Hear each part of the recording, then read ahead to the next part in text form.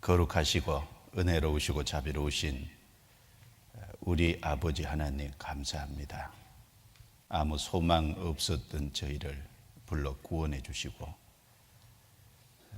남은 생애를 하나님께 소망을 두고 살 수 있도록 허락하시고 또 이 하나님의 몸된 교회 안에서 주의 양육을 받으며 하나님의 복음의 역사에 함께 동참하고 협력하고 수고하고 보람된 삶을 살 수 있도록 도우심을 감사합니다. 이번에 2019년 고등부 동계수련회를 주님이 허락해 주시고 또 저희들이 함께 모여서 하나님의 말씀을 배울 수 있는 귀한 시간을 주신 것 너무나도 감사합니다.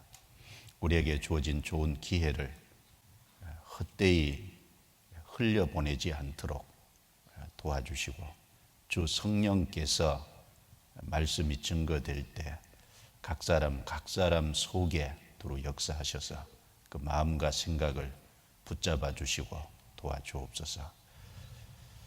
주께서 우리 각 사람을 붙잡아서 든든케 해 주옵소서. 우리의 마음에 결심과 결단을 하고 내려가는 귀한 시간들이 되게 해 주옵소서. 하나님의 선한 말씀을 깨닫고 주의 뜻이 무엇인지 알게 해 주옵소서. 우리를 구원해 주신 주 예수님 이름으로 기도드려옵니다. 아멘. 자, 성경 열왕기상 7장을 찾겠습니다. 열왕기상 7장.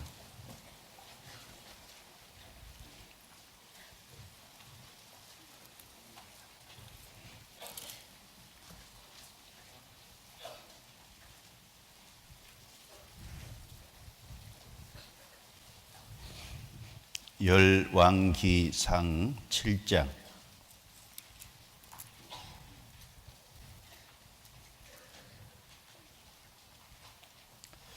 23절 말씀부터 26절까지입니다. 천천히 같이 읽겠습니다.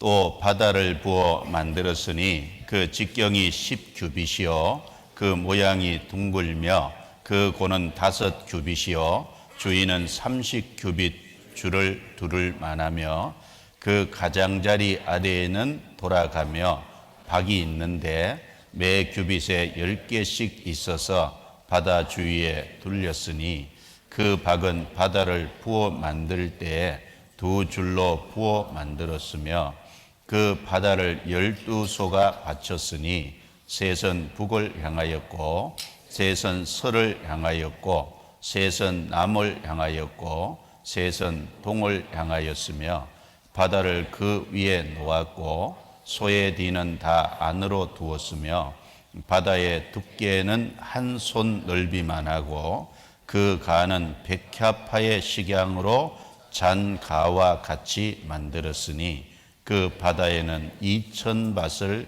담겠더라.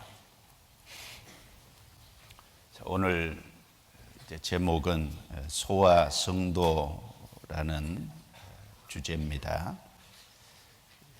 금방 읽은 말씀은 솔로몬이 성전을 만들고 성전에 필요한 여러 가지 기구들을 만든 내용 중에 특별히 바다를 만든 내용이 기록이 되어 있습니다. 성전 앞에 큰 바다를 만들었어요. 바다가 물두멍을 가리킵니다. 성소에 보면 제사장들이 하나님을 섬기는 일을 하기 전에 수족을 씻는 곳이 물두멍인데 성소에서는 물두멍이라고 했고 여기서는 많은 물을 담을 수 있는 큰 것이라고 해서 이름을 바다 이렇게 붙인 겁니다. 이 바다라고 하는 이 물두멍을 받치는 것이 12마리 소였어요.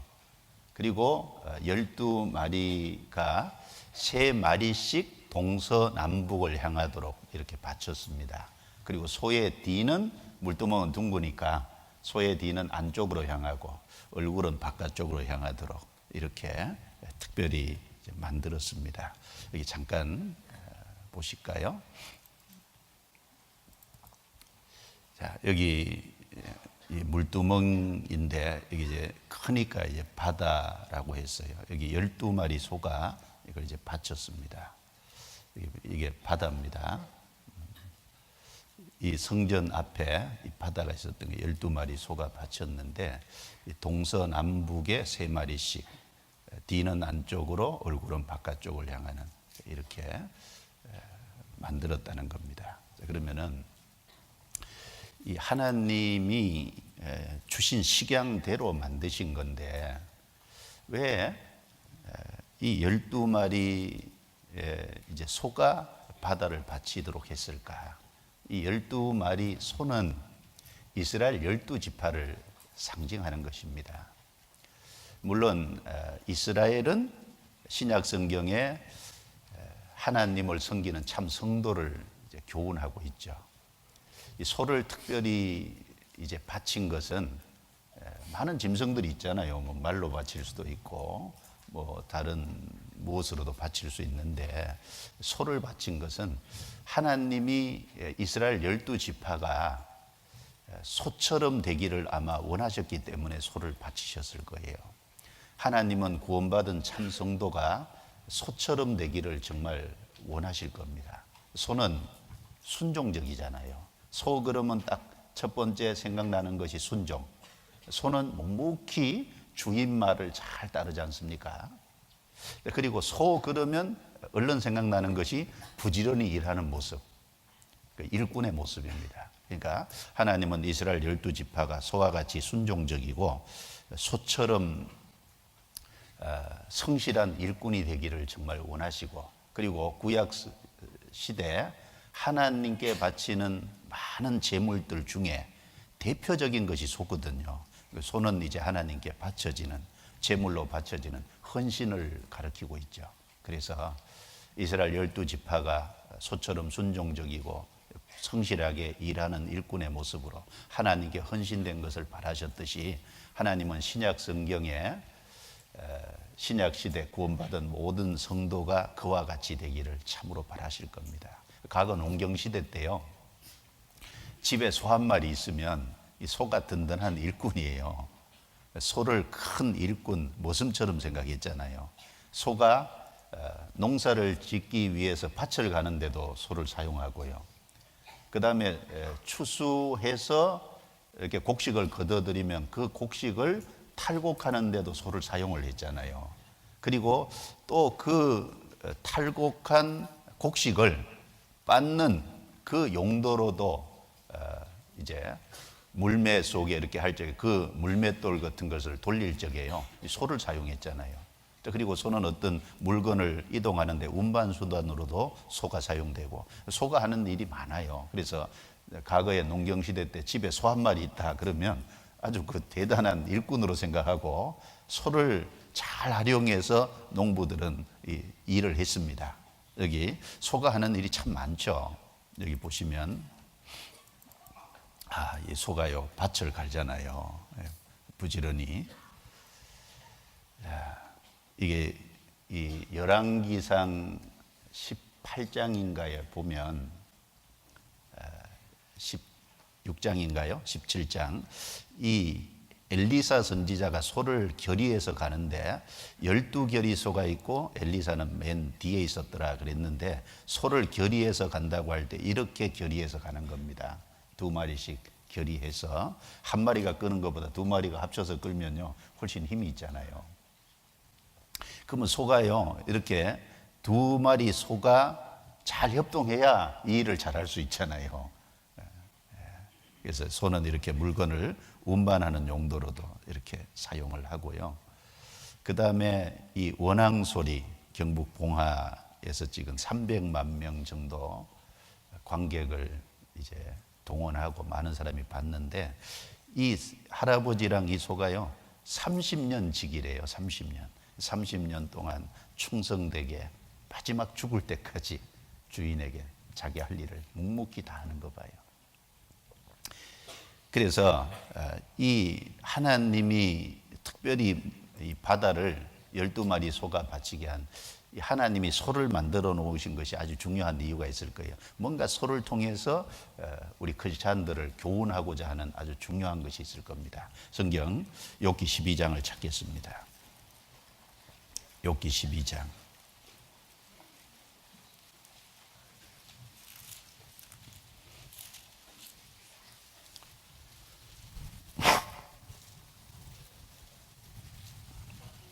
욥기 12장 7절부터 9절 같이 읽겠습니다. 이제 모든 짐승에게 물어보라. 그것들이 내게 가르치리라. 공중의 새에게 물어보라. 그것들이 또한 내게 구하리라. 땅에게 말하라. 내게 가르치리라. 바다의 고기도 내게 설명하리라. 이것들 중에 어느 것이 여호와의 손이 이를 행하신 줄을 알지 못하랴.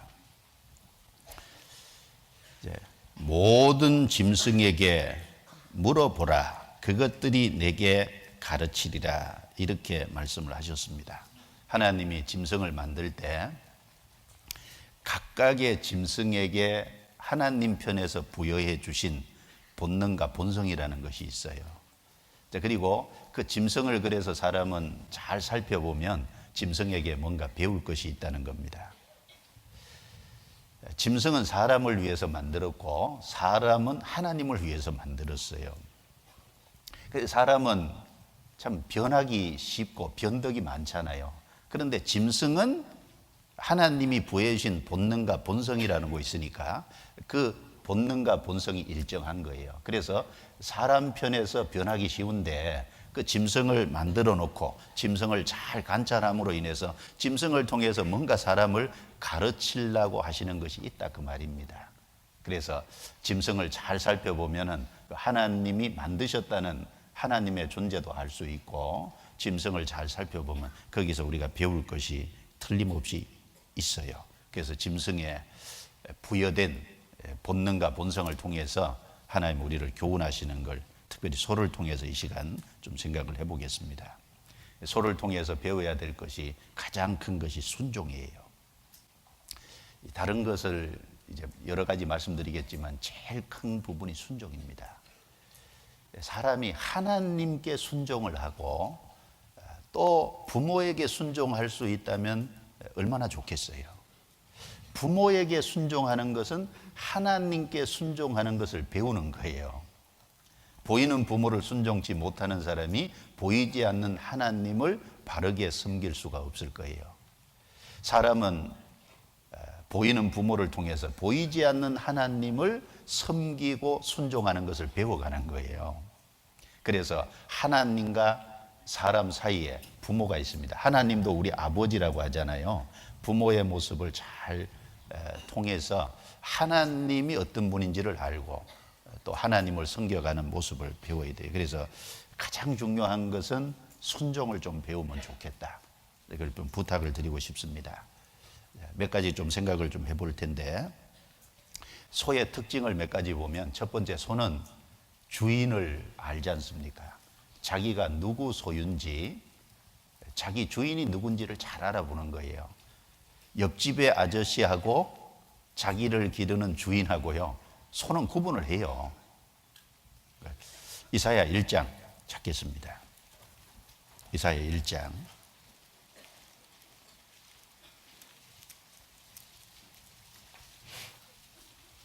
1장 2절 3절 같이 읽어보겠습니다. 하늘이여 들으라, 땅이여 귀를 기울이라. 여호와께서 말씀하시기를 내가 자식을 양육하였거늘 그들이 나를 거역하였도다. 소는 그 임자를 알고 나귀는 주인의 구유를 알건만은 이스라엘은 알지 못하고 나의 백성은 깨닫지 못하는도다 하셨도다. 4절은 제가 읽을게요. 슬프다 범죄한 나라여, 허물진 백성이여, 행악의 종자여, 행위가 부패한 자식이로다. 그들이 여호와를 버리며 이스라엘의 거룩한 자를 만홀히 여겨 멀리하고 물러갔도다. 자, 이 말씀에서 소와 나귀를 예로 들고 있습니다. 소도 임자를 알고 나귀도 주인의 구유를 아는데 하나님의 백성인 이스라엘은 하나님을 알지 못하고 하나님을 버리고 물러갔다는 거예요. 그것을 아주 개탄하는, 통탄하는 말씀입니다. 자, 소는 정한 짐승이에요. 나귀는 부정한 짐승입니다. 정한 짐승인 소도 자기 주인이 누군지를 알아보고, 부정한 짐승인 나귀도 주인이 자기에게 음식물을 주는 그 자기 구유를 알아본다, 그 말입니다. 개도 성경의 기준에 의하면 부정한 짐승이죠. 그런데 개도 자기 주인 알아보잖아요. 야, 개를 보면요, 본받을 거 하나 있어요. 주인을 얼마나 좋아하는지 몰라요. 아파트 한 이제 5, 6층에 사는데 아파트 저 밑에서요, 계단을 올라오는 주인의 발자국 소리를 개가 알잖아요. 그 참 신기합니다. 그러니까 발자국 소리를 듣고 집안에서요, 너무 반가워서 팔짝팔짝 뛰잖아요. 아유, 우리가 하나님 그렇게 좋아하면 얼마나 좋을까. 근데 개가 주인을 그렇게 즐거워하는데 우리는 하나님을 얼마나 기뻐하냐, 그 말이죠. 구원받은 사람은 구원받은 사람의 주인이 주님이시잖아요. 우리는 주님을 알아야 됩니다. 그래서 이 미물인 짐승도 자기를 위하는 주인을 알지 않습니까? 그런데 평생을 살면서 또 일생을 살아오면서 나는 하나님 없이 살아간다, 또 나는 하나님 없이도 잘 살아왔다, 이렇게 말하는 사람은요, 그 짐승보다 사실 못한 사람이라고 할 수 있는 겁니다. 자식이 부모를 외면하고 자식이 부모를 버린다면요, 그 얼마나 배은망덕하지 않겠습니까? 다윗의 아들 중에 한 사람이 압살롬이죠. 이름도 잘 지은 것 같아요. 압사당할 사람이라고. 그런데 부모를 배반했어요. 그리고 부모의 왕권을 찬탈하고 쫓아내고 자기가 왕위를 대신 취했잖아요. 어떻게 죽었습니까? 상수리 나무에 머리카락이 딱 걸려가지고요, 대롱대롱 매달려 있는데 요압이 가슴을 창으로 찔러서 죽었잖아요. 마지막에 비참하게 죽었습니다. 그런데 이스라엘 백성들은 하나님을 버리고 우상을 섬겼잖아요. 그리고 결국은 그 땅에 오신 예수 그리스도를 몰라보고 십자가에 못 박아 죽이는 큰 죄를 지었습니다. 그것은 자녀가 부모를 배척한 것보다도 훨씬 더 배은망덕한 그 악한 것입니다. 그래서 하나님은 예레미야 2장 11절에 이런 말씀을 하셨죠. 어느 나라가 그 신을 신 아닌 것과 바꾼 일이 있느냐? 그러나 내 백성은 그 영광을 무익한 것과 바꾸었도다. 너 하늘이여 놀랄지어다, 두려워할지어다, 떨지어다 라고 반복하셨잖아요.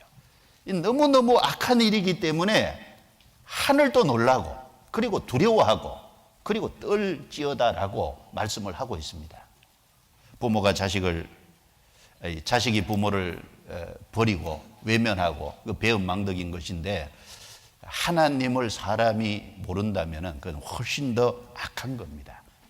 소는 임자를 안다라는 말씀을 통해서 구원받은 사람은 당연히 주인 되시는 주님을 알아야 된다는 것을 우리에게 가르치고 계신 겁니다. 그리고 소는 정한 짐승인 동시에 소는 일꾼에 비유됩니다. 소가 하는 일이 많잖아요. 신약성경 고린도전서 9장입니다.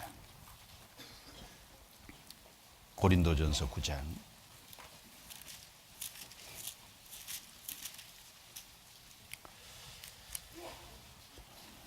7절부터 11절을 보시겠습니다. 7절부터 11절 같이 읽겠습니다.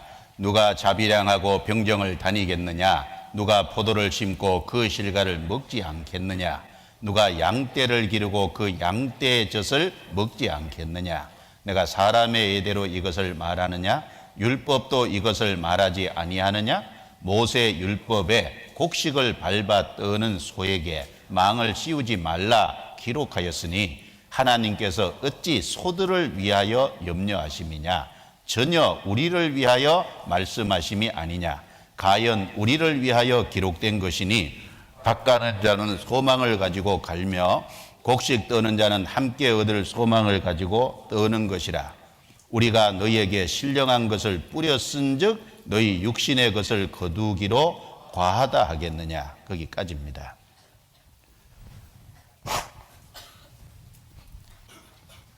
죄송합니다. 감기 걸린 건 아닌데 콧물이 자꾸 나옵니다. 비염 때문에 아마 그럴 거예요. 저도 힘듭니다.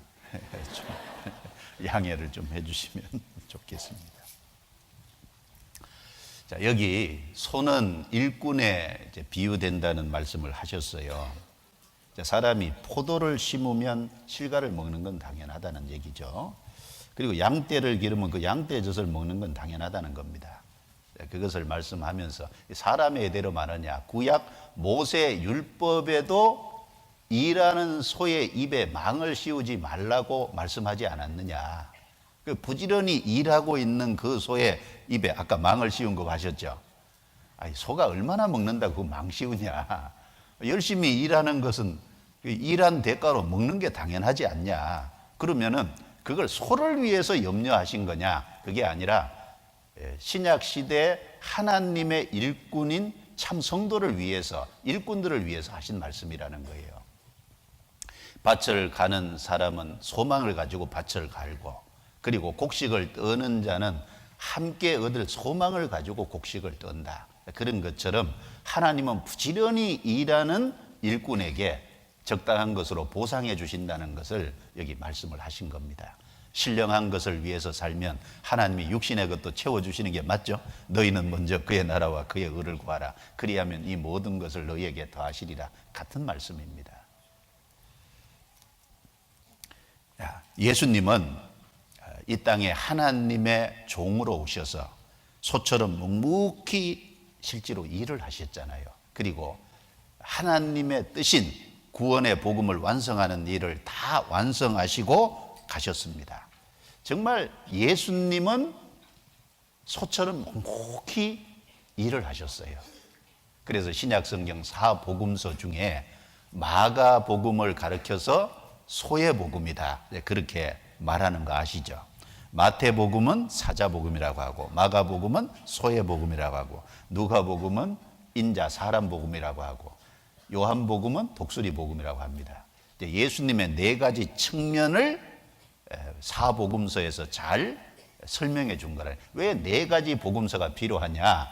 예수님의 네 가지 측면을 설명하기 위해서 네 가지 복음서가 필요했다는 거예요. 마태복음은 왕으로 오신 예수님을 증거하기 위해서 기록한 거예요. 짐승 중에 왕이 사자잖아요. 그게 사자복음. 마가복음은 종으로 오신 예수님을 설명하기 위해서 기록해 주셨는데, 종은 묵묵히 일하잖아요. 종 그러면 짐승 중에 첫 번째 딱 생각나는 게 소입니다. 소의 복음. 그 다음에 누가복음은 하나님이 사람으로 오셔서 사람으로서 깨끗한 삶을 사시고 사람을 위해서 대신 죽어주신 예수님의 모습, 그 누가복음이에요. 요한복음은 예수님이 사람이시지만 동시에 하나님이시잖아요. 그걸 가르치기 위해서 요한복음을 기록했어요. 요한복음 1장 1절에 태초에 말씀이 계시니라. 이 말씀이 하나님과 함께 계셨으니 이 말씀은 곧 하나님이시니라. 그래서 1장 14절에 말씀이 육신이 되어 우리 가운데 거하시매, 바로 그 하나님이 사람이 되신. 그래서 요한복음을 독수리 복음이라고 하는데, 하늘을 나는 제왕 중에 독수리가 가장 강하잖아요. 독수리 복음. 그래서 하나님이 만든 피조물들은 무언가를 다 설명하고 있다는 거예요. 그래서 하나님이 만든 그룹 천사도요, 예수님의 네 가지 측면을 모습을 담아서 그룹 천사를 만들어 놨어요. 그 중에 그룹 천사의 모습이요, 소를 닮은 것이 있잖아요. 에스겔서 1장 찾아봅시다. 에스겔서 1장.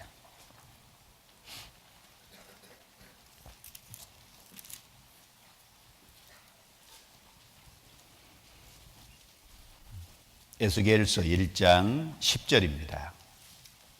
그룹 천사가 여기 네 가지 모양을 했다라고 말씀합니다.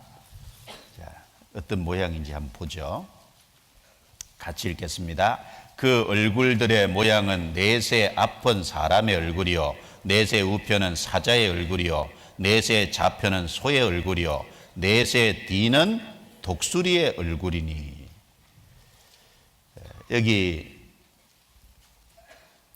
앞은 사람의 얼굴이고 우편은 사자 얼굴이고 좌편은 소의 얼굴이고 뒤는 독수리의 얼굴이고, 그룹 천사도 이 예수님의 네 가지 측면을 닮은 모습으로 하나님이 만드신 거예요.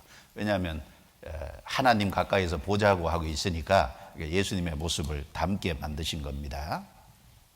그래서 사복음서를 예수님의 네 가지 측면을 그렇게 설명을 하는 겁니다. 그리고 이 그룹 천사의 발바닥이요 송아지 발바닥 같다 그랬어요. 1장 7절을 보세요. 1장 7절 또 같이 읽을까요?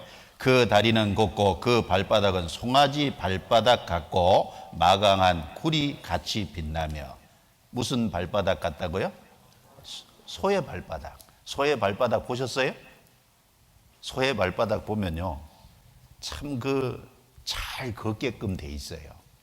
그래서 이 송아지 발바닥 같은 것은, 같다는 말은 이 주님이 명령하면 잘 순종하는, 그리고 절대적으로 복종하는 그런 것을 말하기 위해서 여기 그룹 천사의 발바닥을 송아지 발바닥 같다 이렇게 말하는 겁니다. 그룹 천사는 주님의 명령에 절대적으로 복종하고 순종합니다. 그래서 예수님은 하나님의 종으로 이 땅에 오셔서 또 3년 반 공생애 할 때 묵묵히 소처럼 일하시고 구원의 복음을 완성하시고 가셨잖아요. 그리고 또 우리 앞서 복음을 전했던 이 신약 성경 14권을 기록했던 바울 사도는 정말 소처럼 묵묵히 일하는 일꾼이었습니다. 이 바울 사도의 생애를 보면 불평했다는 말이 한마디도 없잖아요. 그는 오로지 주의 복음을 위해 모든 것을 헌신했습니다. 사도행전 20장 24절에 보면 나의 달려갈 길과 주 예수께 받은 사명 곧 하나님의 은혜의 복음 증거하는 일을 마치려 하면은 나의 생명을 조금도 귀한 것으로 여기지 아니하노라. 바울 사도는 하나님께 자기가 사명을 받았다. 그 사명을 확실히 가지고 있었어요. 무슨 사명입니까? 하나님의 복음, 은혜의 복음을 증거하는 그 일을 사명으로 받았고, 그것을 자기 평생 달려가야 될 코스로, 길로 생각을 했습니다. 그걸 위해서 평생 달렸고 마지막에 결국은 목이 잘려서 순교를 당하고 죽었어요. 그래서 사도행전 9장에 보면은 부활하신 주님을 만나서 구원을 받은 그때부터 해서 1차 선교행, 2차 선교행, 3차 선교행, 마지막 로마행까지 얼마나 바쁘게 다니면서 주의 복음을 부지런히 전했잖아요. 1차 선교행 중에서는 루스드라에 갔다가요 성 바깥에 끌려 나와가지고 그 루스드라 유대인들, 다른 이고니온에 온 유대인들이 합쳐서 돌로 바울을 쳤어요. 죽은 줄 알았는데 다시 일어났잖아요. 2차 선교 여행에 빌립보에 가서는요 깊은 감옥에 갇혔잖아요. 발이 딱 창고에 딱 채워져 가지고. 그리고 3차 선교 여행을 마치고 예루살렘에 올라갔을 때는 붙잡혀 가지고요 가이사랴 감옥에 2년 동안 갇혀 있었어요. 그리고 로마로 압송되어 가는데 배 안에서 있다가요 풍랑을 만나서 죽을 뻔하기도 했잖아요. 그런데 로마에 도착해서 또 2년 동안 셋집에 자유롭게 활동하지 못하는, 그러나 그 집에 사람이 자유롭게는 드나들 수 있으니까 그 셋집에 있으면서 거기서도 부지런히 복음을 전하고, 바울은 불평 불만 없이 정말 소처럼 묵묵하게 일하는 일꾼이었습니다. 소는 일꾼의 모습을 상징하는 거예요. 하나님이 우리에게 뭘 원할까요? 소처럼 묵묵히 일하는 그 일꾼의 모습을 우리에게 기대하고 있는 것이 틀림없을 거예요. 그리고 소는 뭘 매죠? 멍에를 맵니다. 성경에 이런 말씀이 있죠. 예레미야 예가 3장입니다. 예레미야 예가 3장.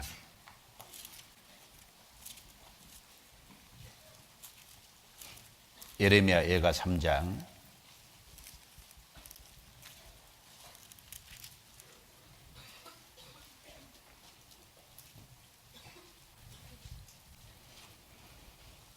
예레미야 예가 3장 27절 28절을 보겠습니다. 27절 28절 같이 읽어 보겠습니다. 사람이 젊었을 때 멍에를 매는 것이 좋으니 혼자 앉아서 잠잠할 것은 주께서 그것을 메우셨습니다. 사람이 젊었을 때 멍에를 매는 것이 좋으니, 이 말을 누가 했냐면 이 예레미야 예가를 기록한 사람이 예레미야 선지자예요. 예레미야 선지자는 어릴 적에 하나님의 부름을 받았어요. 10대쯤에. 그러니까 예레미야가 하나님의 선지자로 부름을 받은 것이, 저를 보세요. 여기 있는 학생들 나이 정도 됐을 때 부름을 받았다 그 말입니다. 예레미야가 처음 부름을 받았을 때 예레미야 1장 6절에 보면 예레미야가 안타까워했죠. 슬프도소이다 주 여호와여, 나는 어린아이라 말할 줄을 알지 못하나이다. 하나님 왜 나 같은 걸 불렀습니까? 아마 예레미야는 자기가 나이가 어리고 그리고 자기가 연약하기 때문에 이 일을 어떻게 감당해야 될지 막막했을 거예요. 그래서 슬프도소이다 하나님 앞에 그렇게 고백을 했습니다. 그런데 하나님께서 나는 어린아이와 같다고 고백을 하는 예레미야에게 뭐라고 말씀했습니까? 너는 어린아이라고 하지 마라. 여러분 16살, 17살, 18살, 19살 됐으면 어린아이입니까? 하나님 어린아이로 보지 않습니다. 우리 고등학생 되면요 어린아이 아니에요.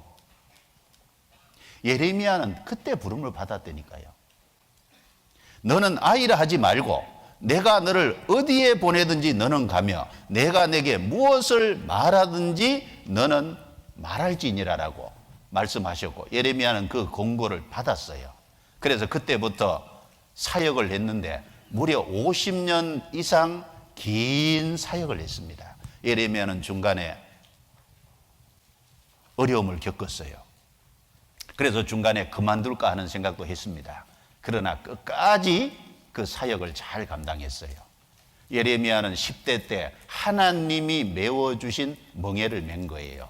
멍에를 메고 그 멍에를 마지막까지 잘 감당하고, 그리고 이제 나이가 들어서 이제 지나 보니까 그 멍에 맨 것이 너무 잘했다는 거예요.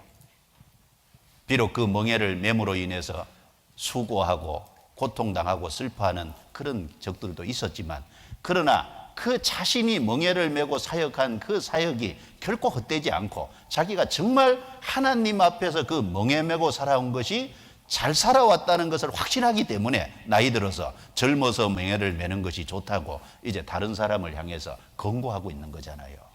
이 멍에 맨다는 것이 뭡니까? 소는 멍에를 매잖아요. 여기 보세요. 자, 여기 보시면 소가 이렇게 멍에를 매잖아요.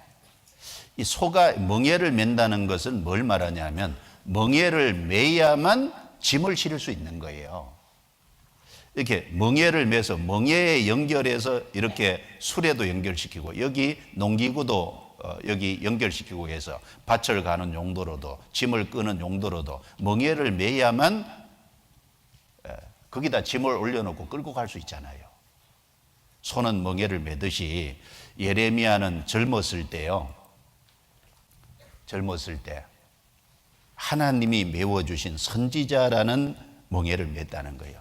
이스라엘 백성들에게 가서 하나님의 말씀을 그대로 전파하는 그 멍에를 맸다는 거예요. 예레미야는 50년 이상 젊어서부터 멍에를 매서 그 멍에를 메고 나이가 들 때까지 메고 왔잖아요.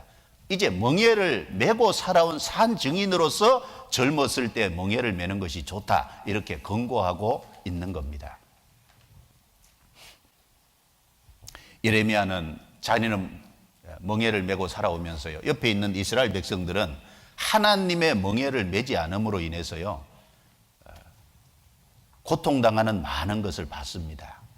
이스라엘 백성들이 하나님이라는 멍에를 메지 않음으로 인해서 바벨론이라는 멍에를 맸잖아요. 예레미야 28장에 보면 이스라엘 민족이 하나님이 메어주신 나무 멍에를 꺾어버림으로 인해서 하나님이 쇠로 된 멍에를 메어주셨잖아요. 이스라엘 백성들이 하나님을 버리고 우상을 숭배하고 결국 하나님의 메어주신 멍에를 매는 게 아니라 자기 중심적으로 자기 고집을 가지고 하나님 등지는 쪽을 선택함으로 인해서요 이스라엘 민족들이 비참하게 되는 것을 예레미야는 생애 속에서 잘 목격했잖아요. 예레미야가 결론이 뭡니까? 사람은 빨리 하나님을 알고 빨리 하나님께 돌아와서 젊었을 때 명예 매는 이것이 최선책이라는 것을 지금 얘기를 하고 있는 겁니다. 구원받은 이후에요, 바로 멍에를 매야 돼요. 젊었을 때 구원을 받고요, 멍에 매기가 싫어서 나이가 조금 멍에 매는 걸 자꾸 싫어하고 뒤로 미뤄서요, 나중에 나이 들어서 멍에 멜라 그러면요, 그만큼 힘든 거예요. 소도요, 어렸을 때 멍에를 탁 매면은 멍에 매는 것이 쉬운데, 소도 한참 자라서 나중에 멍에 멜라 하면 그게 고통이 있는 거예요. 그리고 어른이 돼서 구원을 받고 어른이 돼서 멍에를 멜라 그러면요, 살아온 삶의 습관들이 몸에 딱 배겨가지고요, 살아온 삶의 패턴들이 몸에서 그 멍에 매는 것이 고통스럽고 힘들 수도 있는 거예요. 근데 우리 학생들은 어렸었잖아요. 근데 어렸을 때 구원을 받고 자기 구원 문제를 확실하고 주님이 메워주신 멍에를 어릴 때부터 메고 가면 그게 쉬운 거예요. 제일 좋은 것은 젊었을 때 구원받고 즉시 멍에를 매는 겁니다. 주님은 온유하고 겸손하신 분입니다. 우리는 주님을 따르는 사람이잖아요. 요한복음 12장에 예수님이 누구든지 나를 섬기려거든 나를 따르라. 우리는 주님을 섬기는 사람이잖아요. 섬기는 사람은 주님을 따라가는 사람이에요. 근데 주님을 따라가면서 온유하고 겸손한 주님이 메어주신 멍에를 맺지 않고 주님을 따라갈 수는 없잖아요. 소가 멍에를 매지 않고서는 그 위에 짐을 올려놓을 수 없듯이 우리는 온유하고 겸손하신 주님의 멍에를 매지 않으면 주님의 메워주신 짐을 감당할 수가 없어요. 마태복음 11장 찾겠습니다. 마태복음 11장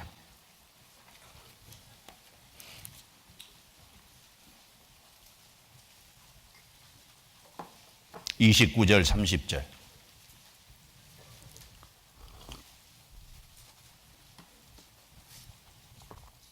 11장 29절 30절 같이 읽겠습니다. 나는 마음이 온유하고 겸손하니 나의 멍에를 메고 내게 배우라. 그러면 너희 마음이 쉼을 얻으리니 이는 내 멍에는 쉽고 내 짐은 가벼움이라 하시니라. 나의 멍에를 메고 내게 배우라. 그러면 주님의 멍에를 맨다는 것은 어떤 의미일까요? 소가 멍에를 딱 매는 것은요, 소는 자기 자유의사가 이제 없다는 거예요. 소가 멍에를 매는 것은 주인에게 소속이 됐고 주인에게 이제 절대 복종한다는 것을 가르치는 겁니다. 우리가 주님의 멍에를 맨다는 것은 주님의 뜻에 절대적으로 복종하고 주님께 붙잡힌다는 것을 말하는 거예요. 우리 삶의 목적은 예수 그리스도 아닙니까? 로마서 14장 7절 8절 말씀에 우리 중에 누구든지 자기를 위하여 사는 자가 없고 자기를 위하여 죽는 자도 없도다. 우리가 살아도 주를 위하여 살고 죽어도 주를 위하여 죽나니 이는 우리가 사나 죽으나 주의 것이로다. 우리는 주님의 것이거든요. 우리 삶의 목적은 우리 주인 되신 주님이에요. 내가 멍에를 맨다는 것은 주님께 복종하고 주님께 완전히 붙잡힌다는 것을 말하는 거예요. 바울 사도는 정말 주님의 멍에를 맨 사람이죠. 그러니까 내가 살든지 죽든지 내 몸에서 그리스도가 존귀 되게 하려 하노라. 주님께 완전히 붙잡혀서 바울 사도의 삶의 목적은 오로지 주님이었습니다. 주님과 관계된 것을 일을 하는 것이 그 마음의 기쁨이고 즐거움이었어요.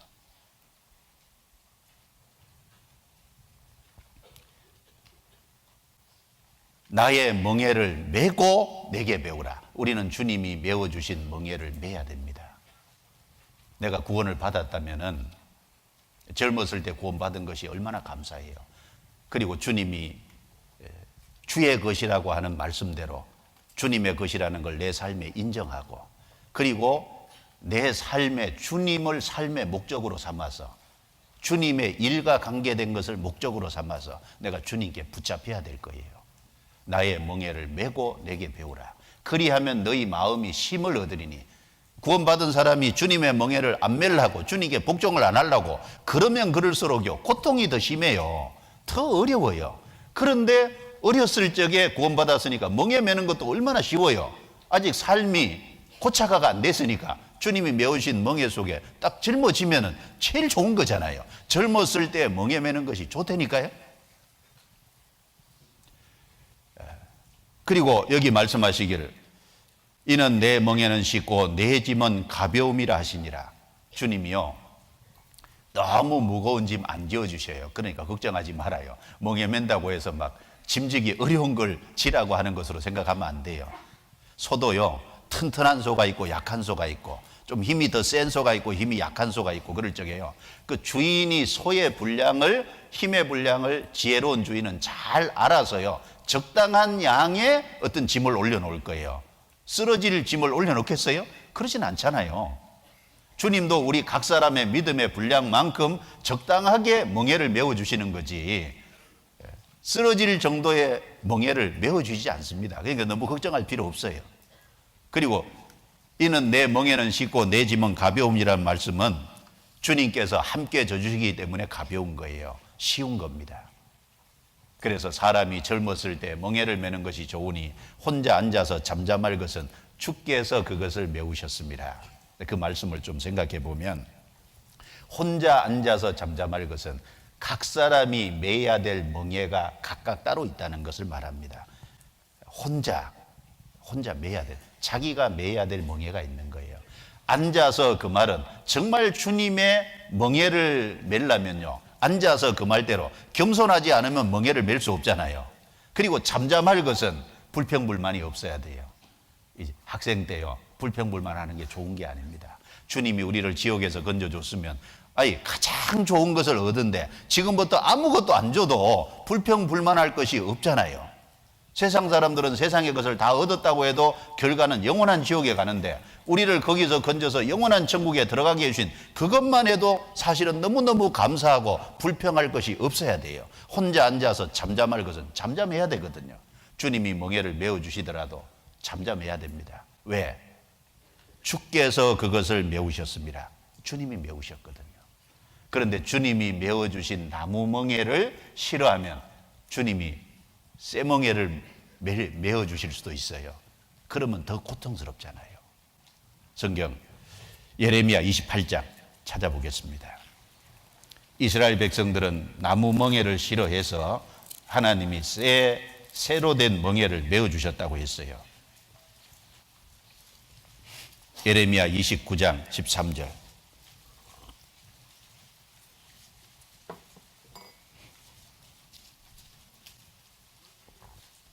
같이 읽겠습니다. 너는 가서 하나나에게 말하여 이르기를 여호와의 말씀에 내가 나무 멍에를 꺾었으나 그 대신 새 멍에를 만들었느니라. 하나님이 좀 가벼운 나무 멍에를 메워주시는데 그걸 꺾어버렸어요. 그러니까 안 매겠다는 거잖아요. 그러니까 새 멍에를 메워주리라. 이스라엘 백성들에게 바벨론이라는 엄청 힘든 새 멍에를 메워주셨잖아요. 거기서 1000km 넘는 바벨론까지 포로로 잡혀가서 바벨론에 70년 동안 종살이 하게끔 했지 않습니까? 그게 새 멍에입니다. 소는 묵묵히 멍에를 메고 그 다음에 주인이 올려두는 짐을 묵묵히 지고 끌고 갑니다. 그런 것처럼 구원받은 사람은 우리 주님이 주인이시기 때문에 주님이 메워주시는 멍에를 메고 따라갑니다. 자, 그리고 불평불만이 없어야 될 거예요.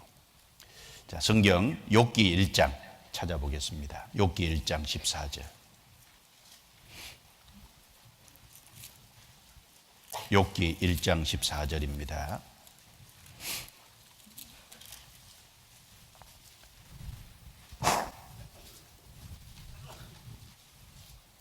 욥기 1장 14절 같이 읽어보겠습니다. 사자가 욥에게 와서 고하되 소는 밭을 갈고 나귀는 그 곁에서 풀을 먹는데, 여기 소는 밭을 갈고 소는 땀을 뻘뻘 흘리면서 열심히 밭을 갈고 있어요. 그런데 그 옆에 나귀는 풀을 먹고 있어요. 이걸 누가 그림으로 한번 그리면 좋을 것 같아요. 소는 부지런히 일하고 있는데 나귀는 옆에서 한가롭게 풀을 뜯고 있어요. 소는 정한 짐승이고 나귀는 부정한 짐승의 그림자입니다. 그렇다고 소가 불평합니까? 소가 주인에게 저 나귀는 풀 뜯어 먹고 있는데 나는 왜 일해야 되냐고 불평불만 안 하잖아요. 소는 주인이 멍해준 멍해를 메고요, 불평불만 없이 부지런히 자기 일을 묵묵히 하는 거예요. 우리도 마찬가지입니다. 구원을 받았다면 소가 멍해를 먹고 자기가 해야 될 일을 자기 위치에서 묵묵히 하는 것처럼, 구원을 받은 학생이라면 옆에 구원 안 받은 나귀에 속한 학생들이 어떤 모습으로 살든지 거기 세상 풍조에 너무 휩쓸리면 안 됩니다. 로마서 12장 2절에 너희는 이 세상 풍속을 쫓지 말고 라고 말씀하셨죠. 오직 마음을 새롭게 함으로 변화를 받아 하나님의 선하시고 기뻐하시고 온전하신 뜻이 무엇인지 분별하도록 하라. 분별만 해야 되겠어요? 분별하는 동시에 주님이 모이신 멍에를 메고 묵묵히 자기 위치에서 일을 해야 되잖아요. 다른 학생들은 저렇게 사는데 나는 왜 이렇게 해야 되냐고 불평하면 안 되죠. 소는 나귀가 옆에 한가로이 풀 뜯어 먹고 있어도요, 불평 안 하고 자기 일을 묵묵히 합니다. 그리고 또 혹 구원받은 같은 또래 학생들이 옆에 구원받았음에도 불구하고 자기 성향대로 자기 중심적으로 살아가고, 그렇다고 해도 그건 너무 신경 쓰지 말고 자기 일에 묵묵히, 자기가 걸어가야 될 길에 묵묵히 걸어가야 될 거예요. 그게 소의 모습입니다. 하나님은 그런 소의 모습을 통해서 우리에게 어떤 크리스찬이 되는, 하나님 앞에 어떤 사람이 되기를 정말 바라시는 그걸 여기 담아 놓은 거예요. 그리고 소는 희생제물로 바쳐지는 것이 소잖아요. 소는 대표적인 하나님께 바쳐지는 제물입니다. 예수님이 먼저 향기로운 생축으로 먼저 자신을 주님께 드렸어요. 그러면 이제 구원받고 난 이후에 우리가 주님 앞에 우리 자신을 정말 드려야 되잖아요. 로마 12장 찾아보겠습니다. 로마서 12장. 우리도 그 주님의 뒤를 따르는 사람입니다. 12장 1절.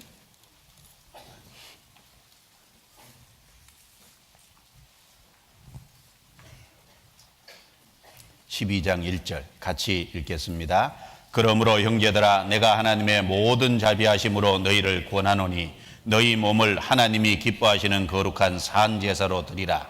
이는 너희의 드릴 영적 예배니라. 자, 여기 너희 몸을 하나님이 기뻐하시는 거룩한 산 제사로 드리라 라고 말씀했습니다. 구원받았으면 내 몸을 가지고 주를 위해서 주님이 원하시는 곳에 드려야 될 거예요. 소가 제물로 완전히 바쳐지듯이 구원받은 성도도 자기를 주님께 드려야 될 거예요. 먼저는 이 몸을 가지고 주를 위한 곳에 사용을 해야 될 겁니다. 묵묵히 자기에게 주어진 공부를 열심히 하면서 주님께 이 몸을 가지고 주님의 영광을 위해서 사용을 해야 될 거예요. 구체적으로 몇 가지를 생각해 보면은, 내가 몸을 가지고 이 땅에 살아가는 동안 내게 주어진 시간이 있잖아요. 시간도 하나님이 내게 맡기신 거니까 시간을 잘 활용하는 것도 주님께 산제사로 드리는 거죠. 그리고 마음과 생각을 잘 통제하고 다스리는 것도 자기를 주님께 드리는 겁니다. 내 마음이라고, 내 생각이라고, 내가 하고 싶은 생각, 하고 싶은 마음을 그냥 가지면 돼요? 안 되죠. 생각과 마음을 잘 다스리는 것도, 그것도 주님께 자기를 헌신하고 드리는 거예요. 모든 것의 출발은 생각을, 어떤 것을 하냐, 거기서부터 출발이 되는 거예요. 세뮤얼즈 마일즈라는 사람이 이런 말을 했습니다. 사람이 생각을 심으면 행동을 낳고, 행동을 심으면 습관을 낳고, 습관을 심으면 성격을 낳고, 성격을 심으면 운명을 낳는다. 그 말이 맞아요. 가장 첫 번째가 생각이잖아요. 성경 잠언 23장 7절에 뭐라고 말씀하셨습니까? 사람의 그 마음의 생각이 어떠면 그 위인도 그러하다 그랬죠. 그러니까 내 생각을 잘 통제하고 내 생각을 주님이 주시는 말씀으로, 주님의 뜻으로 내 생각과 마음을 채울 때 내 행동이 바르게 나올 수 있고, 거기에 내 습관이 바르게 되고 내 성품이 바르게 되고 그것이 내 인격이 되고, 그래서 주님 앞에 바르게 사용될 수 있는 거예요. 너희 몸을 주님이 기뻐하시는 거룩한 산제사로 드리라. 우리 자신을 하나님께 제물로 드려야 될 겁니다. 그리고 이 사무엘상 6장에 보면요, 소가 인정을 이기고 하나님께 바쳐줬어요. 그 내용이 있는데 사무엘상 6장을 보겠습니다. 사무엘상 6장.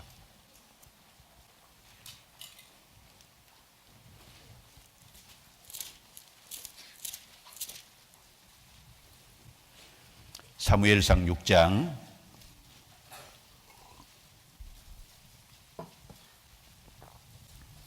7절입니다. 사무엘상 6장 7절부터 제가 읽어보겠습니다. 그러므로 새 수레를 만들고 멍에 메어 보지 아니한 젖나는 소 둘을 끌어다가 수레를 소에 메우고 그 송아지들을 떼어 집으로 돌려보내고 여호와의 궤를 가져다가 수레에 싣고 속건제 드릴 금 보물을 상자에 담아 궤 곁에 두고 그것을 보내어 가게 하고 보아서 궤가 그 본 지경으로 올라가서 벳세메스로 가면 이 큰 재앙은 그가 우리에게 내린 것이요 그렇지 아니하면 우리를 친 것이 그 손이 아니요 우연히 만난 것인 줄 알리라. 그 사람들이 그같이 하여 젖나는 소 둘을 끌어다가 수레를 메우고 송아지들을 집에 가두고 여호와의 궤와 및 금지와 그들의 독종의 형상을 담은 상자를 수레 위에 실으니 암소가 벳세메스 길로 바로 행하여 대로로 가며 갈 때 울고 좌우로 치우치지 아니하였고 블레셋 방백들은 벳세메스 경계까지 따라가니라. 벳세메스 사람들이 골짜기서 밀을 베다가 눈을 들어 궤를 보고 그것의 보임을 기뻐하더니 수레가 벳세메스 사람 여호수아의 밭 큰 돌 있는 곳에 이르러 선지라. 무리가 수레의 나무를 베고 그 소를 번제로 여호와께 드리고 레위인은 여호와의 궤와 그 궤와 함께 있는 금 보물 담긴 상자를 내려다가 큰 돌 위에 두매 그날에 벳세스 사람들이 여호와께 번제와 다른 제를 드리니라. 블레셋 5방백이 이것을 보고 그 날에 에그론으로 돌아갔더라. 이 무슨 내용이냐 하면은 전쟁통에 블레셋에요 하나님의 법궤를 빼앗겼어요. 그 블레셋 지경에 하나님의 법궤가 있는데 하나님이 블레셋에 여러 가지 재앙을 반복해서 내렸어요. 그래서 그 법궤가 블레셋 여러 지방으로 두루두루 이동을 했어요. 그 벳세메스 사람들이 계속 재앙을 당하니까 그러면 이 재앙이 하나님께로 온 것인지 우연히 재앙이 온 것인지 우리가 한번 시험해 보자.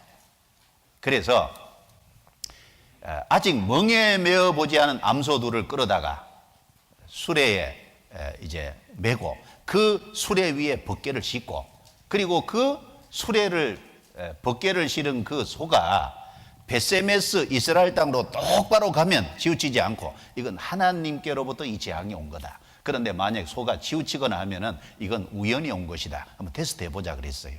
그래서 아직 멍에를 메어 보지 아니한 젖나는 소니까요. 젖이 난다는 건 뭐예요? 새끼를 바로 낳았다는 거예요. 새끼 낳은 지 얼마 안 된 겁니다. 어린 새끼를 가진 엄마 소예요. 그래서 멍에를 맸어요. 그리고 뒤에 수레를 메고 그리고 그 위에 법궤를 올려놓고요. 그리고 보냈는데 이 소가 울고 왜 울어요? 새끼가 떨어졌잖아요. 그러니까 새끼가 떨어져 있으니까 울고 그렇지만 똑바로 벳세메스로 간 거예요. 그걸 본 블레셋 사람들은 무슨 생각을 했겠어요? 아, 이 블레셋에 내린 재앙은 하나님께로부터 온 거구나. 그걸 분명히 알았을 거 아니에요. 그리고 그 벳세메스로 올라간 그 소가 어떻게 됐습니까? 벳세메스 사람들이 그 수레를 패서 불로 삼고 그리고 그 소를 잡아가지고 번제로 하나님께 제물로 드렸어요. 자, 왜 이런 내용이 성경에 기록이 되어 있을까요? 여기 소는요 인정을 이긴 소입니다. 울고 그랬죠. 자기 새끼들을 떨어뜨려 놨지만요 그 육신의 인정에 치우치지 않은 거예요. 비록 새끼가 떨어져서 고통스럽지만 하나님의 영광을 위해서 똑바로 이스라엘 땅으로 들어간 거예요. 치우치지 않고. 그리고 결국은 자기가 제물로 하나님께 번제로 드려진 거예요. 이걸 왜 여기 기록해 놨냐면 성도의 모습이 이래야 된다는 걸 우리에게 가르쳐 주는 겁니다. 구원받은 참 성도는요 인정을 이기는 성도예요.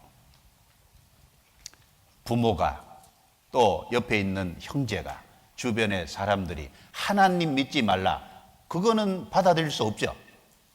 하나님 믿는 것은 어떤 경우든지 양보할 수 없어요. 인정을 이겨야 돼요. 그리고 좌우로 치지 않고 소는 정로로 갔듯이 우리도 하나님께 정로로 가서 하나님께 우리를 잡아드리는, 우리 자신을 헌신하는, 그걸 하나님이 정말 기대하시고 기쁘게 생각한다는 것을 우리에게 가르쳐 주시는 겁니다. 그리고 소는요, 아까 말씀드린 대로 죽도록 충성합니다. 경상북도에서 촬영한 그 원앙 소리를 보면요, 그 할아버지가 소를 사온 때부터 그 소가 죽을 때까지 30년을 같이 했어요. 근데 소는 묵묵히 주인의 뜻에 따르고 주인의 동무가 됐습니다. 그 할아버지도 인터넷에 보니까 돌아가셨더라고요. 그 할아버지가 돌아가시면서 나를 그 소 묻은 옆에다 묻어달라 그러셨대요. 소는 정말 주인에게 죽도록 충성하는 겁니다. 하나님은 그런 소의 모습을 우리가 본받기를 원하는 거예요. 소가 주인을 알듯이 구원받은 성도는 주인 되신 주님을 바르게 알고, 그리고 일꾼의 모습처럼 멍에를 메고 주님이 메어주신 그 멍에를 묵묵히 순종해 가서는, 그리고 마지막 충성하는 그 모습을 정말 하나님은 우리에게 보기를 원하십니다. 그리고 그렇게 행하는 소의 힘의 근원이 어디 있을까요? 두 가지죠. 책임질하고 쪽발이 갈라진 그 두 가지가 소의 힘의 근원입니다. 한번 보시죠. 레위기 11장 2절입니다. 구원받은 성도들이 그런 소처럼 살아가기 위해서는 두 가지가 잘 돼야 된다는 거예요. 레위기 11장 2절부터 7절입니다.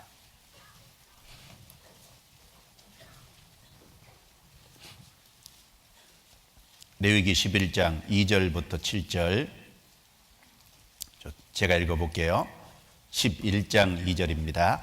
이스라엘 자손에게 고하여 이르라. 육지 모든 짐승 중 너희의 먹을 만한 생물이 이러하니 짐승 중 무릇 굽이 갈라져 쪽발이 되고 새김질하는 것은 너희가 먹되, 새김질하는 것이나 굽이 갈라진 짐승 중에도 너희가 먹지 못할 것은 이러하니 약대는 새김질을 하되 굽이 갈라지지 아니하였으므로 너희에게 부정하고, 사반도 새김질은 하되 굽이 갈라지지 아니하였으므로 너희에게 부정하고, 토끼도 새김질은 하되 굽이 갈라지지 아니하였으므로 너희에게 부정하고, 돼지는 굽이 갈라져 쪽발이로 돼 새김질을 못함으로 너희에게 부정하니.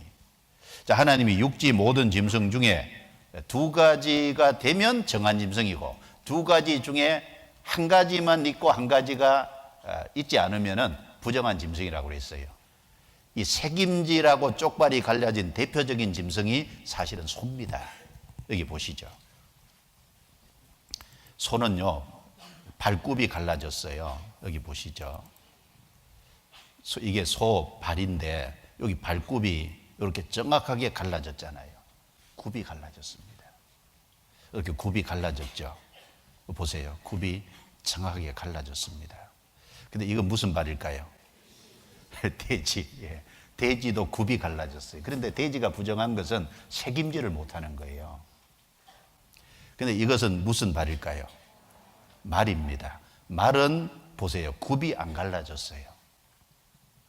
굽이 갈라지고 새김질을 하는 대표적인 짐승이 소래니까요. 자, 여기 또 한 곳을 보시죠. 소는 새김질을 합니다. 여기 보세요.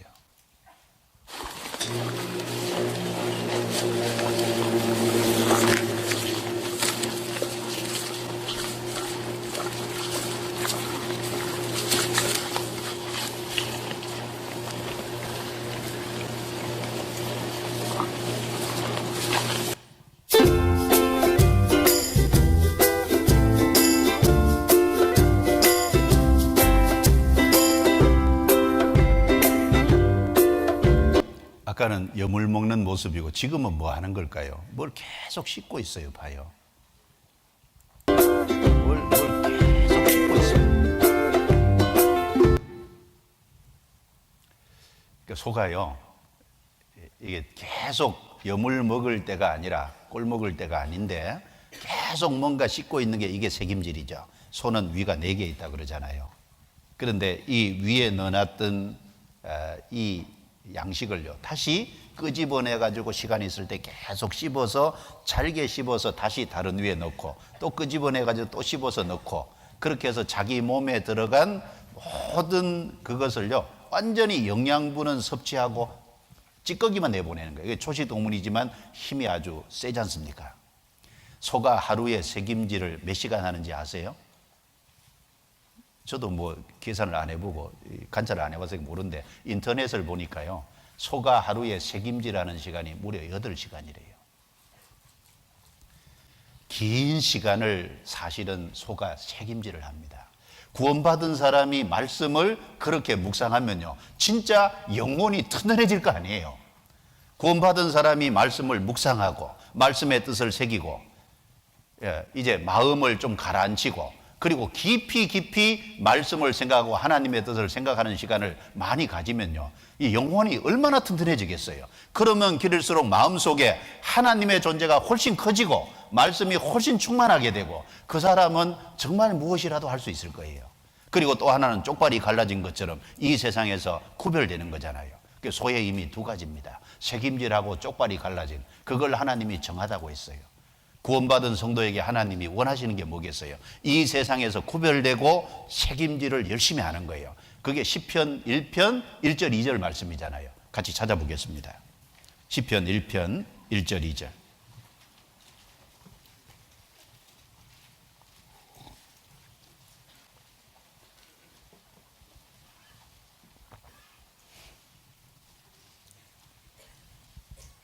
시편 1편 1절 2절 같이 읽겠습니다. 복 있는 사람은 악인의 꾀를 좇지 아니하며 죄인의 길에 서지 아니하며 오만한 자의 자리에 앉지 아니하고 오직 여호와의 율법을 즐거워하여 그 율법을 주야로 묵상하는 자로다. 자, 1절이 쪽발 갈라진 거라면 2절은 새김질하는 것이지 않습니까? 복 있는 사람은 누가 복이 있어요? 구원받은 사람이 복 있는 사람이잖아요. 악인의 꾀를 좇지 아니하며 죄인의 길에 서지 아니하며 오만한 자의 자리에 앉지 아니하고. 구원받은 사람은 아닌 것은 아니라고 할 줄 알아야 돼요. 아닌 것을 아니라고 할 수 있는 사람이 구원받은 사람이잖아요. 악인의 꾀를 좇지 아니하며, 중요한 것은 꾀가 생각이잖아요. 생각부터 잘 다스려야 되는 거예요. 악인의 꾀를 쫓는 사람은 악인의 길을 가고 결국은 오만한 자의 자리에 앉게 될 거예요. 구원받은 사람은 자기 생각보다 잘 다스려서 이 마음과 생각에다가 하나님의 말씀으로 풍성히 채우면 틀림없이 영혼이 튼튼해지고 힘이 있는 성도가 되는 겁니다. 그래서 하나님께서 이 가나안 땅 정복 전쟁을 앞둔 여호수아에게 부탁한 것도요, 마음을 강하게 하고 담대히 하라고 하면서 부탁한 게 있죠. 말씀을 가까이 하라는 겁니다. 말씀을 묵상하라는 거예요. 여호수아가 이 가나안 정복 전쟁을 힘있게 할 수 있는 그 비결은 하나님 말씀을 마음판에 둘 때 그걸 힘있게 할 수 있는 거예요. 이스라엘 백성들이 광야길을 갈 때 하나님은 매일 아침 만나를 내려주셨잖아요. 그 만나를 거두는 수고를 했죠. 만나는 하나님이 공짜로 내려주시지만 그 만나를 거두는 수고는 해야 되고, 만나가 둥글고 단단하니까 그냥 먹을 수 있는 게 아니잖아요. 그걸 빻아가지고 삶기도 하고 굽기도 하고 요리를 하는 그 수고는 해야 되지 않습니까? 하나님이 우리에게 말씀을 이만큼 66권이나 내려주셨다고요. 그런데 이 말씀을 우리가 읽는 수고는 해야 되고, 이 말씀을 암송하는 수고는 해야 되고, 이 말씀을 묵상하는 수고는 해야 되잖아요. 그 암송하고 묵상하고 이게 요리하는 거 아닙니까? 자기 삶에 적용하는 거잖아요. 만나를 거두는 수고가 빻는 여러 가지 요리하는 수고를 해야 되듯이 이 말씀은 이미 주어져 있는데 이 말씀을 우리가 읽고 가까이 하는, 묵상하는 그 수고는 해야 내 것이 될 거 아니냐 그 말입니다. 만나를 거뒀다고 자기 것이 됩니까? 뱃속에 들어가야 되잖아요. 하나님의 말씀이 주어져 있지만 내 책상 위에 성경책 안에 있어서는 안 되고 내 마음판에 담겨야 될 거 아니에요. 성경 시편 119편입니다. 시편 119편.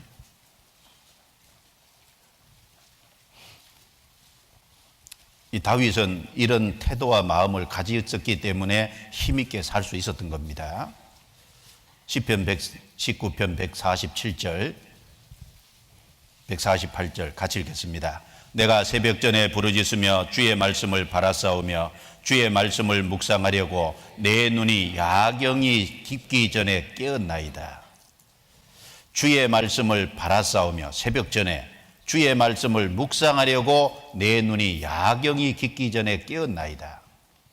주님의 말씀을 사모하고 주님의 말씀을 가까이 해서 그것을 묵상하는 수고는 필요한 겁니다. 묵상하는 것이 책임질하는 거예요. 묵상하는 것이 쉽게 말하면 요리하는 겁니다. 말씀을 깊이 생각을 하고 이거 내 삶에 어떻게 적용할까? 이 말씀을 통해서 하나님이 내게 교훈하시는 건 뭘까? 생각을 하는 속에 그 영혼이 튼튼하게 되는 그것이 틀림없이 있지 않습니까? 그 시편 119편 찾았으니까 97절입니다. 97절. 내가 주의 법을 어찌 그리 사랑하는지요 내가 그것을 종일 묵상하나이다. 주의 계명이 항상 나와 함께하므로 그것이 나로 원수보다 지혜롭게 하나이다. 내가 주의 증거를 묵상함으로 나의 명철함이 나의 모든 스승보다 승하며 주의 법도를 지킴으로 나의 명철함이 노인보다 승하나이다. 자, 내가 종일 그것을 묵상하나이다. 종일. 자, 말씀을 가까이 해야 됩니다.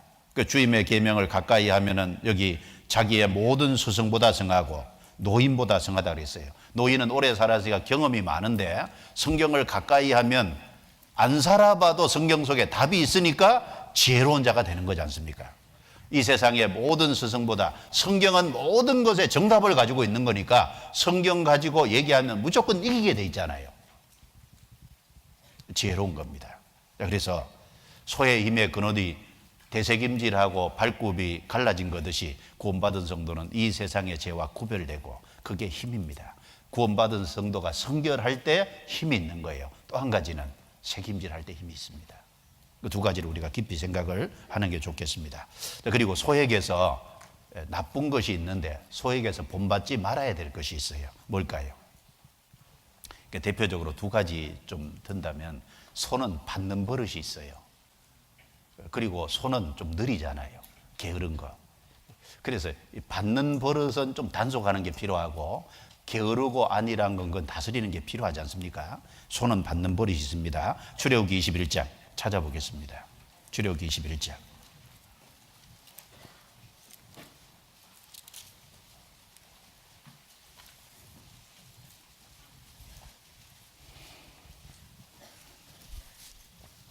출애굽기 21장 29절입니다. 29절. 같이 읽겠습니다. 소는 본래 받는 버릇이 있고 그 임자는 그로 인하여 경고를 받았으되 단속하지 아니함으로 남녀간에 받아 죽이면 그 소는 돌로 쳐 죽일 것이고 임자도 죽일 것이며 소는 본래 받는 버릇이 있고 받는 버릇이 있다는 걸 알면서도 주인이 소를 단속하지 않았어요. 그래서 소가 사람을 받아서 죽이면 그 소도 죽이고 그 주인도 죽이라는 거예요. 이게 뭘 말씀하냐면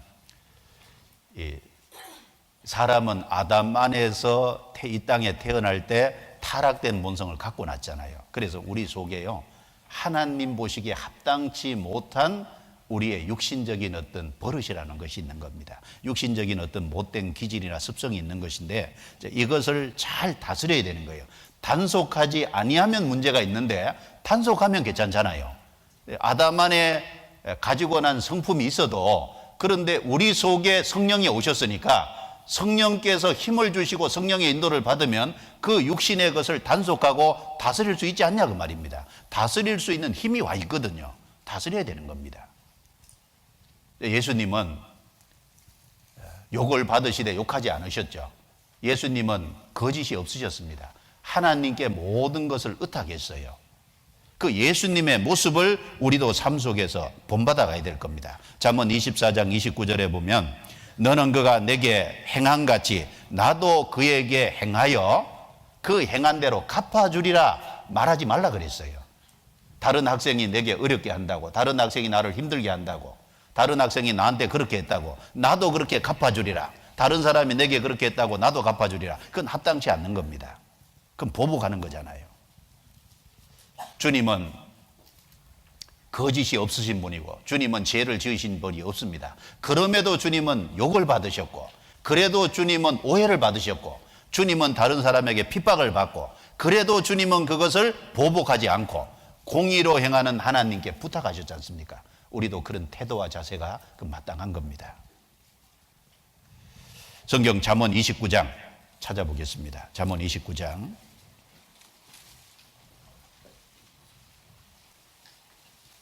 잠언 29장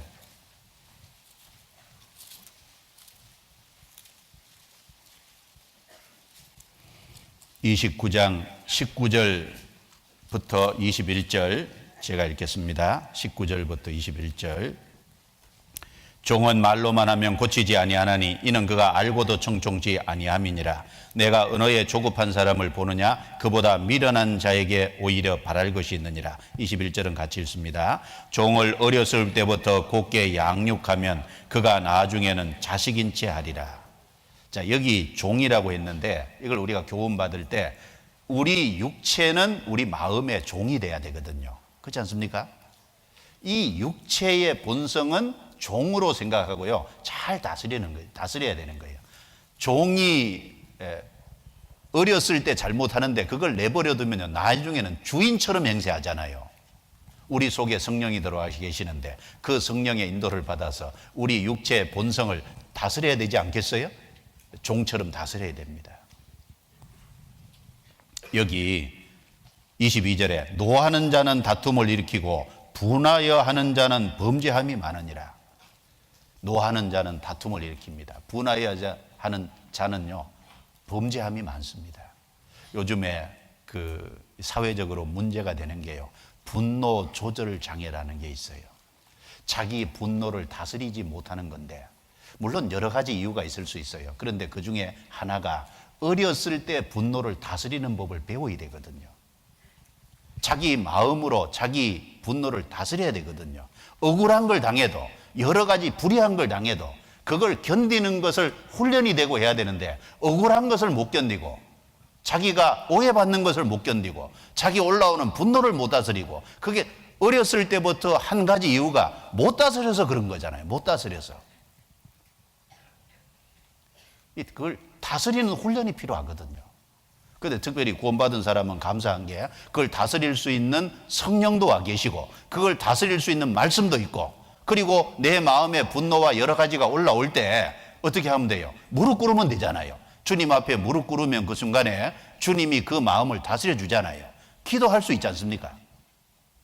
성경 야고보서 1장 19절 20절에 사람마다 듣기는 속히 하고 썩내기는 더디하라 그랬어요. 사람의 썩내는 것이 하나님의 의를 이루지 못함이니라. 그걸 다스려야 돼요. 소가 받는 버릇이 있듯이요, 구원받은 사람 아담 안에서 난 이 나쁜 기질을 단속하지 않으면 이것이 문제가 됩니다. 그리고 이걸 단속하는 데는 어느 때가 제일 적기냐? 이 학생 때, 어릴 적에 다스리는 게 제일 좋은 거예요. 그 나중에 더 크면요, 못 다스려요. 그걸 못 다스리는 사람은 직장 생활도 못하고, 그걸 못 다스리는 사람은 사회 속에서 여러 사람 속에서 끼어서 살아갈 수가 없는 거예요. 그걸 못 다스리는 사람은 교회 안에서도 문제가 됩니다. 자, 그리고 소에게 본받지 말아야 될 것 중에 하나가 이제 느린 거잖아요. 느린 거. 소는 이제 걸음이 느리잖아요. 그러니까 이제 소의 느린 것을 본받아 가지고 게으른 거나 안일한 거, 이런 것은 좀 본받지 말아야 되죠. 그 이스라엘 백성들은 완강한 암소처럼요, 계속 자기 고집대로 나아갔는데 자기 고집대로 완강하게 하니까 하나님께서 다스릴 수가 없는 거잖아요. 성경 아모스 4장 좀 찾아보겠습니다. 아니, 호세아서 찾아보겠습니다. 호세아서 4장 16절. 호세아서 4장 16절. 제일 좋은 게 순종하는 게 제일 좋은 거예요. 호세아 4장 16절.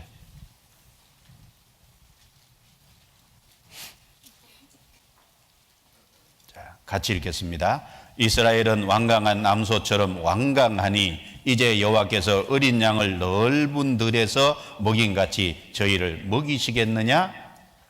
자, 이 호세아 선지자는 북이스라엘의 선지자인데, 북이스라엘 사람들은 우상을 숭배하고 자기 고집대로 계속 하나님 앞에 고집을 부리고 완강한 암소처럼요, 마음을 고집스럽게 하고 하나님을 떠나간 거예요. 그러니까 하나님이 탄식하시면서 어린 양을 넓은 들에서 먹인같이 저희를 먹이시겠느냐?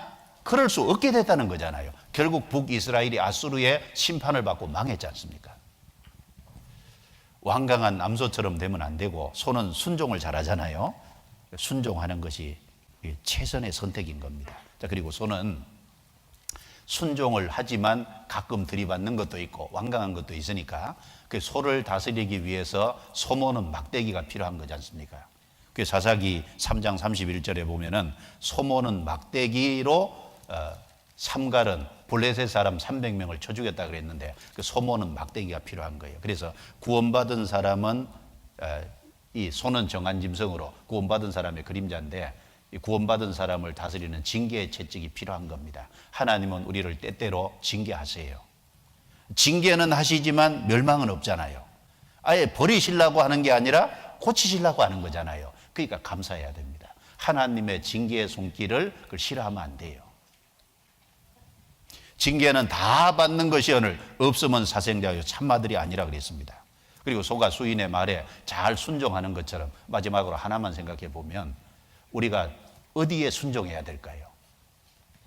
하나님께 순종하고 그리고 대표적으로 부모에게 순종하고 그리고 우리 주변에 있는 나이 많은 어른들 샘머리 앞에 일어서라 그랬으니까 노인을 공경하라 그랬으니까 노인들에게 순종하고 그 다음에 교회 안에 우리 학생들을 가르치는 교사들, 선생님들에게 순종해야 될 거 아니에요? 세상의 성도님들에게도 순종해야 되겠지만 교회 안에 학생들을 지도하는 교사들에게도 순종해야 됩니다. 첫 번째는 하나님께 순종하는 것이 필요하죠. 하나님은 우리의 주인이십니다. 병아리도요, 물 한 모금 먹고 하늘 쳐다보고 물 한 모금 먹고 하늘 쳐다보고 그러잖아요. 왜 하나님이 그렇게 만들어 놨을까요? 그 이유가 있을 거예요. 여기 한번 보시죠.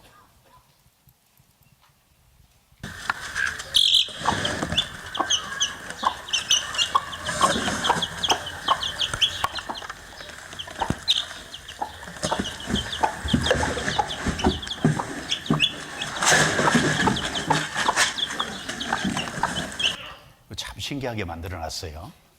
물 한 모금 먹고 하늘 쳐다보고 물 한 모금 먹고 하늘 쳐다보고. 병아리는 그렇게 안 하면 물이 안 넘어간대요. 물이 속으로 안 들어가니까 그런 건데 하나님이 그렇게 만들어 놨다 그 말입니다. 그렇게 만들어 놓은 거니까 뭔가 교훈하려고 만들어 놓은 거 아니냐 그 말이에요. 첫 번째, 우리는 하나님이 우리의 주인이니까 우리는 하나님께 절대적으로 순종해야 될 겁니다. 그 다음에 순종해야 될 대표적인 대상이 부모인 거예요. 부모. 여러분, 부모에게 정말 순종하고 삽니까? 내가 확실하게 구원을 받았다면요, 가정생활 속에서 내가 정말 부모에게 순종하고 있는지, 내가 부모를 정말 크게 하리고 있는지, 그것에 대해서 깊이 생각을 좀 해봐야 될 거예요. 누가복음 6장 38절 보겠습니다. 누가복음 6장 38절.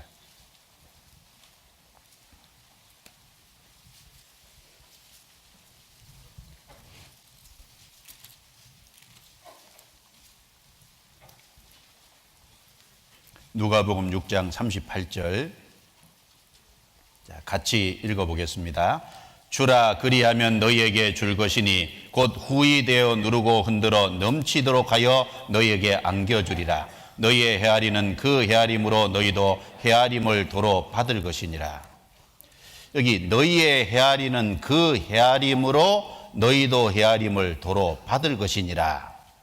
자, 헤아려야 될 많은 것이 있는데 우리 학생 시절에 누구를 좀 헤아려야 될까요? 부모를 헤아려야 될 거네요. 부모의 마음을 좀 이해하려고 하고 부모를 헤아리고 부모에 대해서 넓게 헤아리는, 크게 헤아리는 학생은 정말 축복을 받을 수 있을 거예요. 부모를 어떻게 헤아리냐에 따라서 인생이 달라질 수 있습니다. 제가 한번 여쭤볼게요. 사실 가장 가까운 친구가 누구예요? 어머니 아버지거든요. 가장 가까운 친구가 어머니 아버지인데 가장 가까운 친구인 줄 모르는 거예요. 자기 또래만 친구라고 생각하지 가장 가까운 친구가 아버지 어머니인데 그걸 생각을 안 하는 겁니다. 이렇게 잠깐 영상을 잠깐 봅시다. 자. 이거 아니야. 나 줘. 내가 그냥 할게. 내가 할게.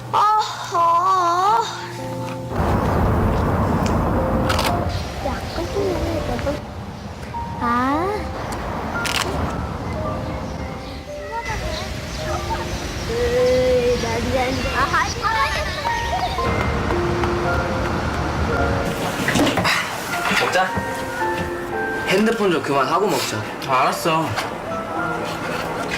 맨날 핸드폰만 붙잡고 앉아있으니까 성적이 제대로 나오냐. 알겠다고.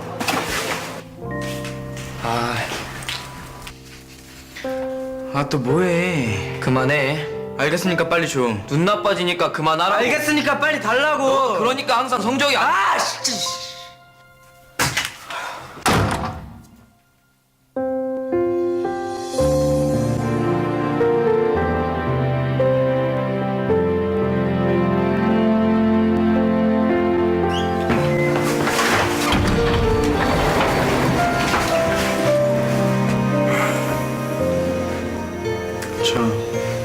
폰 주세요.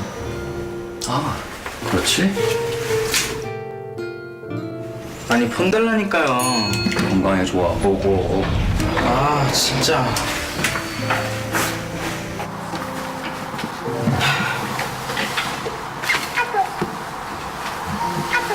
야, 네 건데?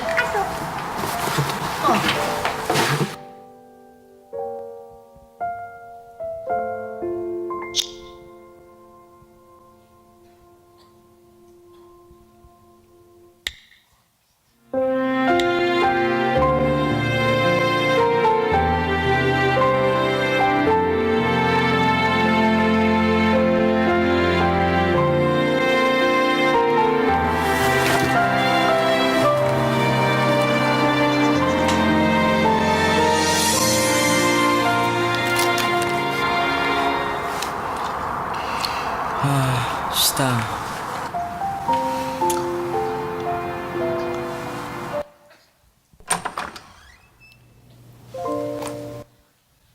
이제 여기 하나 또 더 볼까요? 예.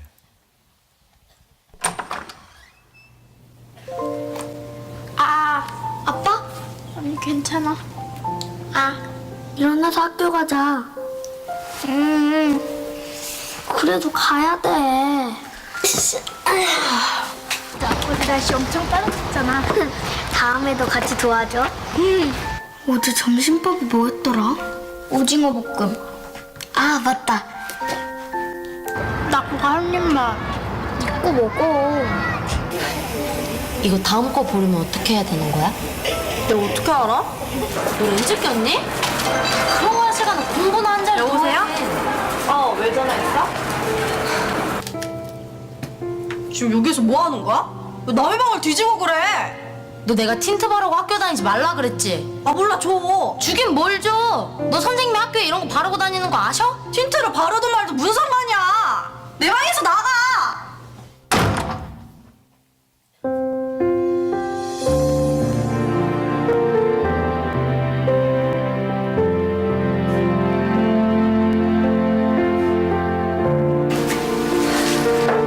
빨리 줘. 뭐? 틴트.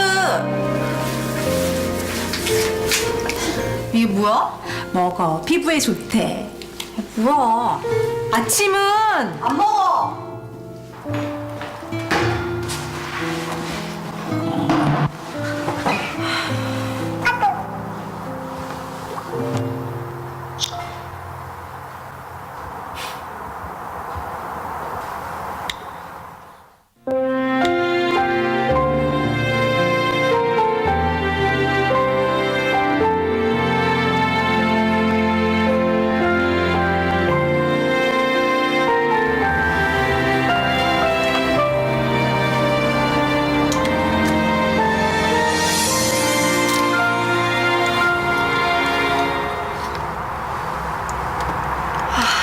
시다. 물론 광고인데 광고로 생각하면 안 되죠. 자, 사실 가장 가까운 친구는 아버지 어머니일 거예요. 그런데 어릴 때부터 그렇게 수고하고 나를 위해서 고생해온 그 아버지 어머니에게 순종 못한다면 어떻게 바른 사람이 될 수 있겠습니까? 하나님은 아버지 어머니에게 순종하는 그 자녀들을 하나님은 큰 일꾼으로 사용해 오신 거예요. 성경에 보면 순종, 부모에게 순종해서 부모 심부름 하다가 하나님과 연관된 큰 일에 쓰임 받은 사람이 많잖아요. 예를 들어서 대표적으로 요셉입니다. 요셉은 아버지 심부름으로 형에게 갔다가 헤브론에서 세겜까지 갔지 않습니까? 그런데 형들이 없었어요. 도단까지 더 갔어요. 70km를 갔는데 없어서 30km를 더 가서 아버지 심부름을 하려고 하다가 결국 형들에게 팔려서 애굽에 갔지 않습니까? 근데 아버지 심부름하러 100km를 간다. 그 쉬운 게 아니지 않습니까? 요셉은 정말 아버지 심부름을 하려고 했던 거예요. 아버지에게 정말 순종하는 자녀였거든요. 그러니까 귀하게 쓰임 받았잖아요. 사울도 왕이 된 것이 아버지의 잃어버린 암나귀를 찾으러 여기 다니다가 사무엘하고 연결돼서 기름 부음을 받았잖아요. 다윗도 아버지 심부름 갔다가 골리앗 죽이는데 나아가서 골리앗과 싸우고 이겼지 않습니까? 성경에 왜 그런 것이 기록이 되어 있냐면은 하나님 앞에 쓰임받는 사람들은 부모부터 순종할 줄 알아야 된다는 거예요. 부모에게 순종하는 사람이 하나님께 순종을 잘하는 겁니다. 그 귀하게 쓰임받는 거예요. 성경에 창세기 9장에 보면 함은 부모에게 순종하지 않았습니다. 부모의 허물을 떠벌린 거예요. 그러다가 저주를 받았지 않습니까? 함은 아버지가 포도주 마시는 도덕적인 죄를 지은 것보다 훨씬 더 큰 질서적인 죄를 지은 것이다 그 말입니다. 그래서 부모에게 순종하는 거기에부터 축복이 따라온다는 것을 잊으면 안 될 거예요. 여기 너희의 헤아리는 그 헤아림으로 너희도 헤아림을 받을 것이다. 우리가 마음속에 생각을 해봐야 됩니다. 내가 살아오면서 부모를 얼마나 내 마음속에 헤아리고 살아왔느냐.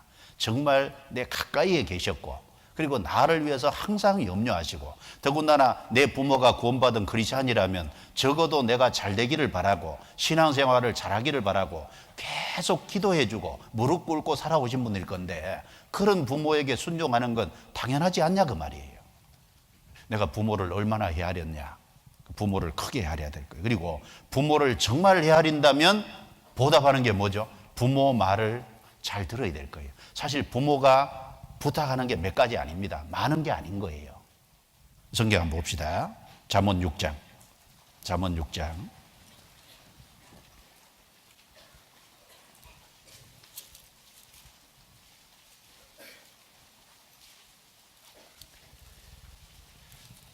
잠언 6장 20절입니다. 6장 20절. 같이 읽겠습니다. 내 아들아 내 아비의 명령을 지키며 내 어미의 법을 떠나지 말고. 됐습니다. 내 아비의 명령을 지키며 어미의 법을 떠나지 말고. 이 잠언은 주로 부모를 통해서 자녀를 가르치는 내용이 기록이 되어 있습니다. 정말 내가 부모를 헤아린다면 부모가 나에게 하는 말이 뭔지를 알고 가르치는 내용이 뭔지를 알고 그 부모의 말을 내가 들으려고 해야 되잖아요. 부모가 무슨 말 합니까? 제일 첫 번째 하는 말 중에 학생 때 이성 친구 사귀지 마라. 그거 얘기하죠. 이성 친구 조심해라. 이성 친구 사귀지 마라. 부모가 그 말합니다. 잠언 5장 여기 찾았으니까 잠언 5장 8절입니다. 같이 읽어보겠습니다. 내 길을 그에게서 멀리하라. 그 집 문에도 가까이 가지 말라. 앞에 보면 음녀 얘기를 하는 거죠. 이제 나를 유혹할 수 있는, 미혹을 할 수 있는, 잘못된 길로 가게 만들 수 있는. 그래서 나중엔 쑥같이 쓰고 두 날 가진 칼같이 날카롭게 내게 상처가 되어 돌아올 수 있는 그 이성 친구들을 가까이 가지 말라는 거예요. 그 문 가까이에도 가지 마라. 부모 말을 좀 들어야 되잖아요. 이성 친구 가까이 하면 안 됩니다. 그리고 두 번째는 악한 친구들 가까이 하지 마라. 그 말하죠. 친구 잘못 만나서 인생이 망친 사람이 얼마나 많습니까? 그 학창 시절에 친구 잘못 사귄 것 때문에 인생이 바로 곤두박질하는 사람들이, 그래서 인생 나중에 후회하는 사람들이 많이 있습니다. 그 출발은 작은 것 같은데 그것이 자기 인생을 송두리째 무너뜨리는 거예요. 잠언 1장 찾아보겠습니다. 10절. 잠언 1장 10절.